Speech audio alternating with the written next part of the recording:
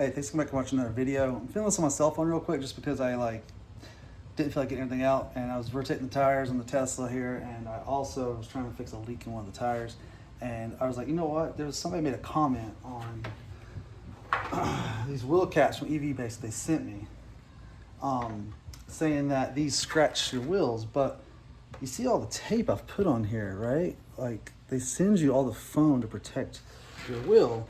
Now, this wheel is very dirty. So I've already rotated the tires. This is dirty, so I'm gonna spray it down, I'm gonna clean it, and you guys are gonna watch and check. There's no scratches. So someone made a comment saying these things always scratch your wheels, or that caps like that will scratch your wheels, but they don't if you install them correctly and use the foam. So let's check it out.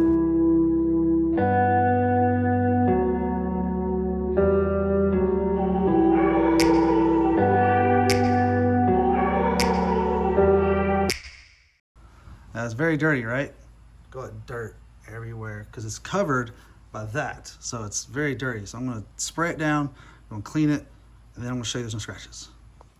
All right, so I just sprayed it down with some Plexo. So just because it's behind like everything.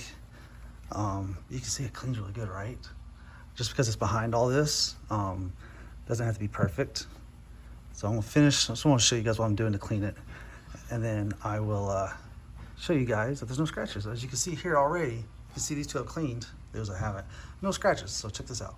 All right, so the wheel's clean now, as you can see, all right? There's no scratches. Look at that. Flip this camera around. Look at that. So they were saying that the contact points in here would scratch the face of the wheel, which it doesn't, because if you have this foam in here like I did, there's no scratches. Look at that.